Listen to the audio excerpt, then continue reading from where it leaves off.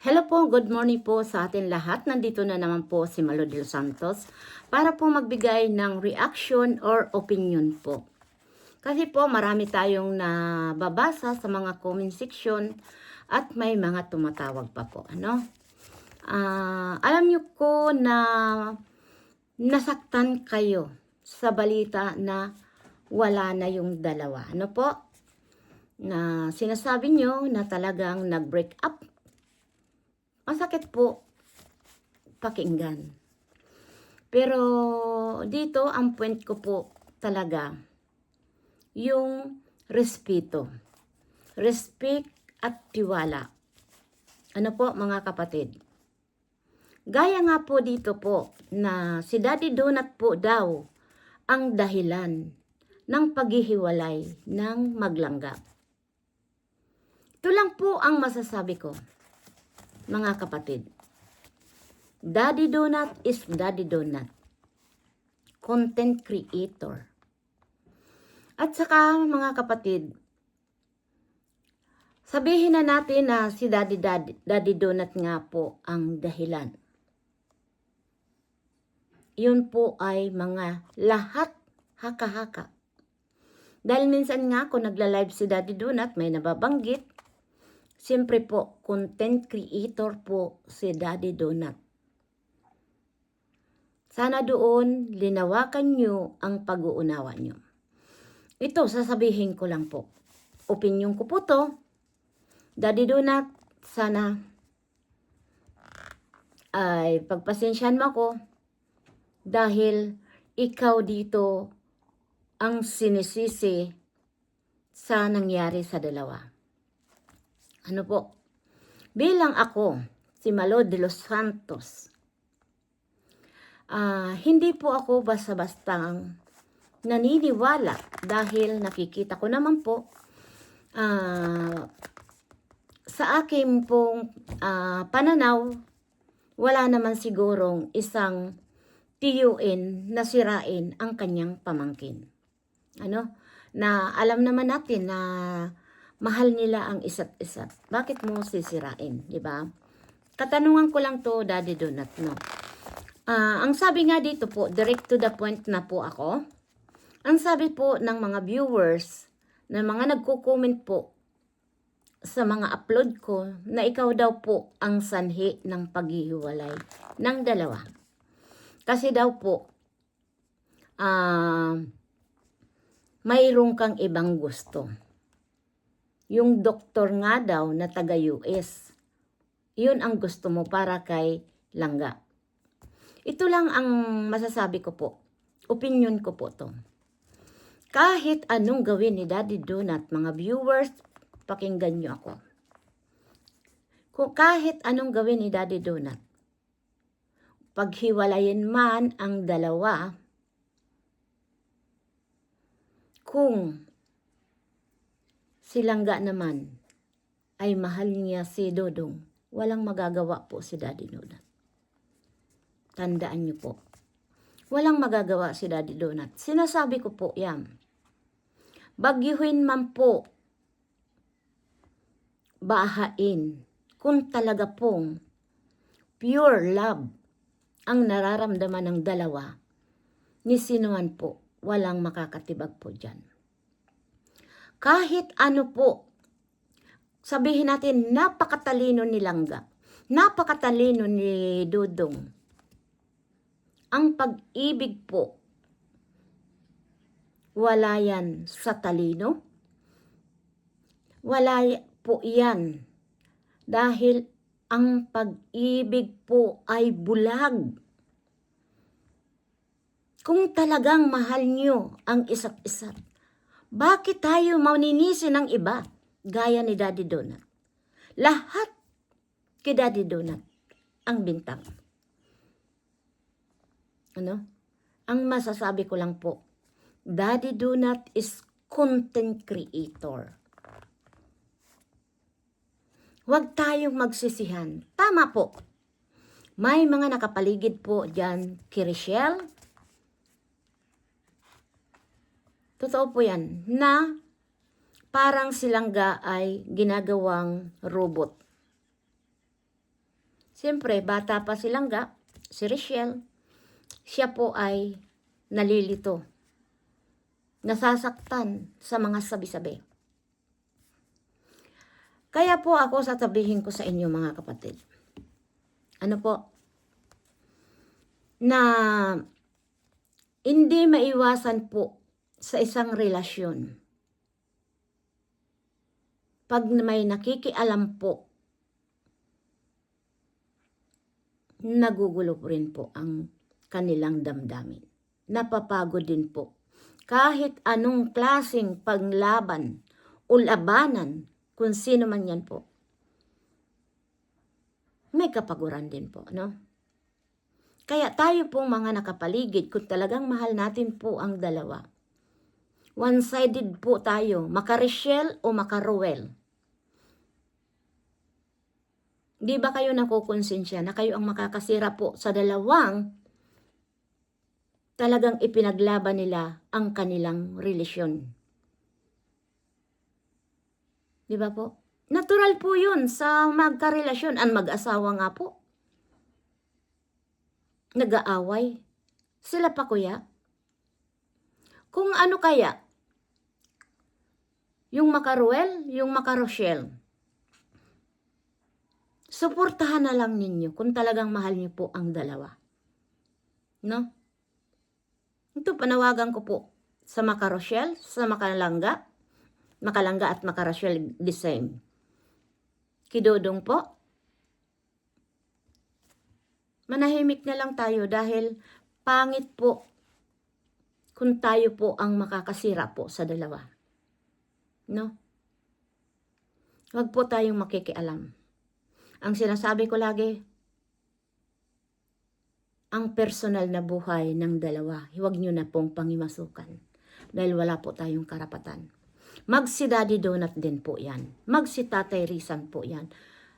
Lahat tayo po, silang dalawa lang po ang nakakaalam ng kanilang relasyon. Kung hanggang saan. No? Dito nga po ako ay may nabasa. Ito po si Jeff Hardy. Ang dami niyang sinasabi po, mga kapatid. Si Jeff Hardy po, ang dami-dami po niyang mga ikino-comment na talaga pong nakakalungkot.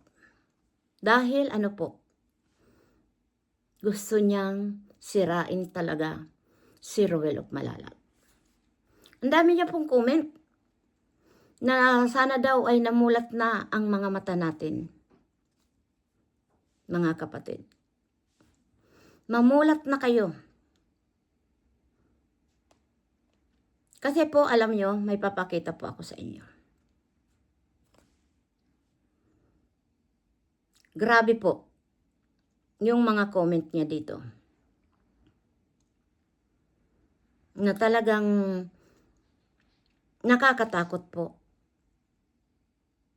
yung kanyang mga comment against po kay Dodong. At mayroon din po na nakisakay. Di ko alam po ito.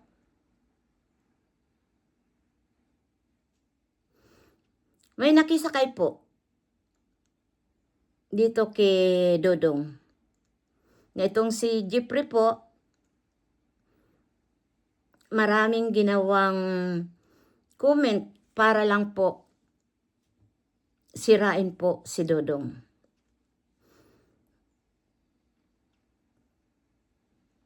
Inahanap ko to. Kasi itong si Jeffrey, Jeff Hardy, naghakot pa, gumawa pa ng panibagong account po. Tatablil ko po yan lahat, mga kapatid. Dahil po ako ay hindi konsentidorang tao. Sino ka man, pag naninira ko po sa dalawa,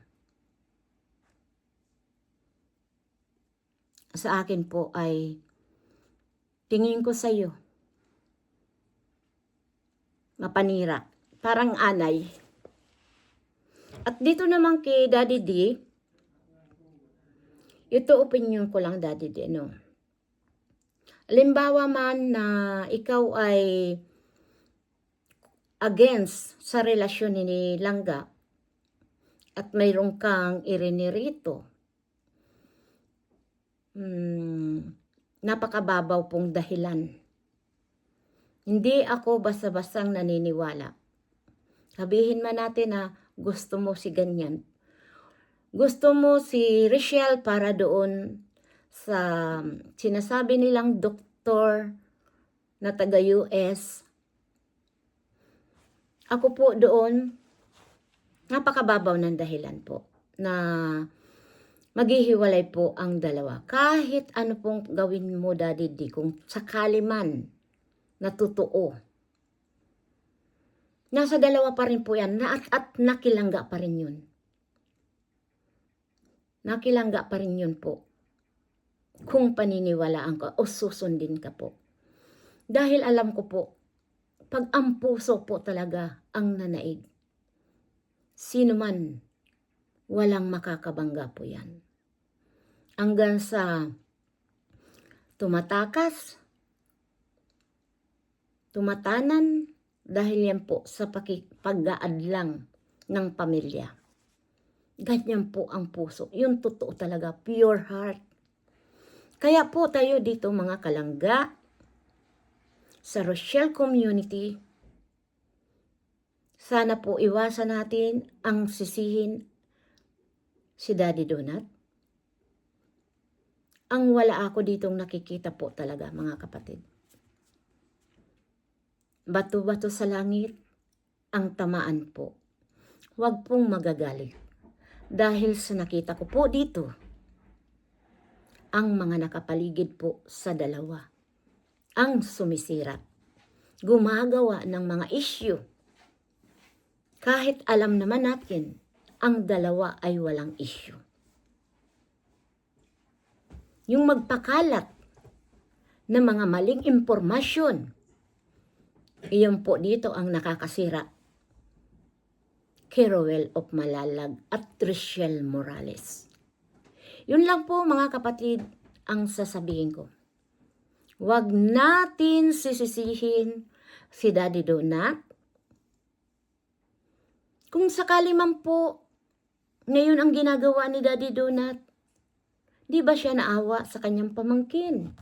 Yun lang po ang opinyon ni Malo del Santos. Sana po magkaisa, alang-alang sa community ng Rochelle community. Huwag natin dadagdagan.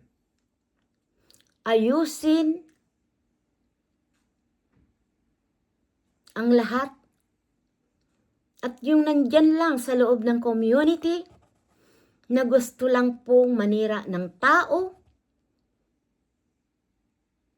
sana po makonsensya po kayo sa ginagawa nyo. At ako mamaya po, ilalabas ko po ang lahat ng mga naninira po dito sa dalawa.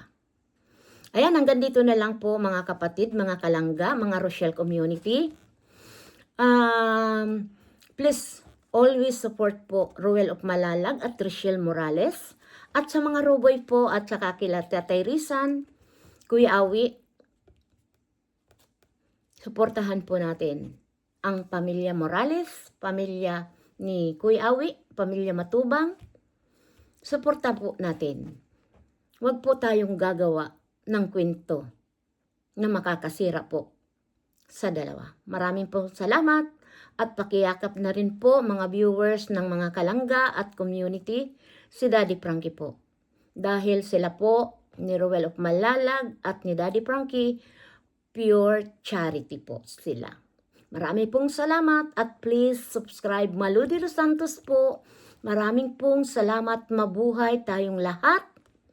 Na sana po ay good vibes lang. Padayon lang. We love you so much mga viewers na patuloy na nagmamahal po dito sa dalawa.